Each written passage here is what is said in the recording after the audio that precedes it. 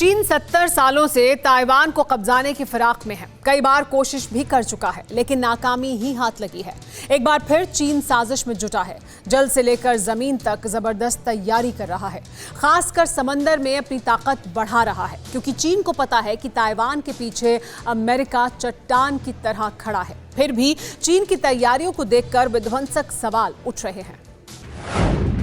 क्या ताइवान पर हमला करने के लिए चीन तैयार हो चुका है? क्या ताइवान पर जल जमीन दोनों से प्रहार करेगा चीन?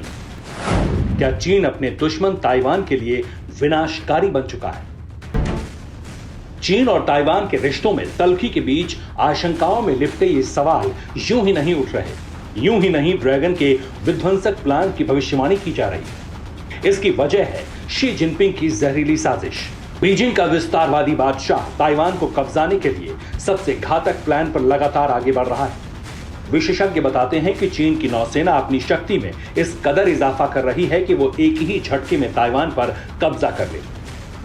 अब जरा समझिए ड्रैगन की प्लानिंग क्या है। चीन के अध्यक्ष शी जिनपिंग के नेतृत्व में चीन की सेना अपनी जल और थल की क्षमता में भारी बढ़ोतरी के साथ साथ शक्ति प्रोजेक्ट में और सुधार कर रही है।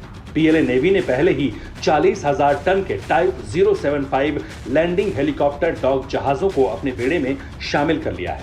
माना जा रहा है एक और विशालकाय जहाज भी जल्द ही पीएलए के बेड़े में शामिल होने जा रहा है।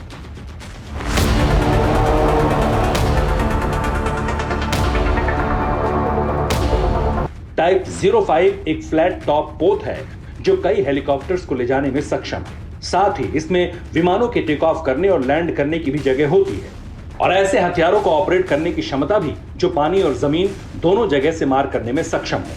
सवाल उठता है, तो फिर ताइवान पर हमला करने में चीन हिचक क्यों रहा है?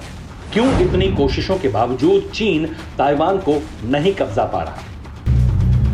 दरअसल विशालकाय जहाजों और अन्य छोटे लैंडिंग जहाजों के बावजूद चीन कमजोर है। ताइवान पर सफलतापूर्वक आक्रमण करने के लिए आवश्यक हथियार और सैनिकों को ले जाने और लाने के लिए ये कम है। यूएस नेवल वॉर कॉलेज के चाइना मैरीटाइम स्टडीज इंस्टीट्यूट के ट्रेनर कॉनर केनेडी का कहना है कि अगर हमला करने वाला देश फॉलो अप का विकल्प नहीं बनाता तो उसे भयानक नुकसान उठाना पड़ सकता है और परिणाम स्वरूप उसकी हार भी हो सकती है।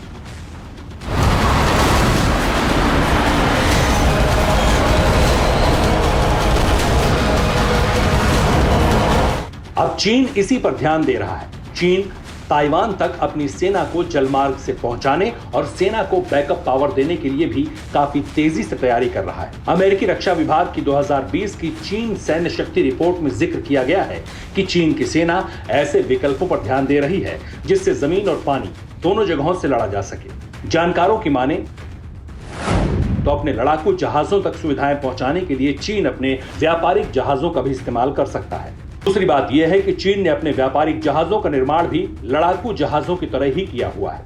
चीन ने अपने व्यापारिक जहाजों का डिजाइन भी लड़ाकू जहाजों की तरह ही बनाया है। लिहाजा चीन के व्यापारिक जहाज किसी युद्ध की स्थिति में पीएलए की नौसेना की मदद करने में सक्षम साबित हो सकते हैं। आपको बता दें 6 जून 1994 को चीन ने 7,000 जहाजों को ताइवान भेज दिया था, जिसमें 1213 लड़ाकू जहाज, 4,126 लैंडिंग जहाज, 736 सहायता पहुंचाने वाले जहाज, 864 व्यापारी जहाजों को नॉर्मैंडी में उतार दिया गया था।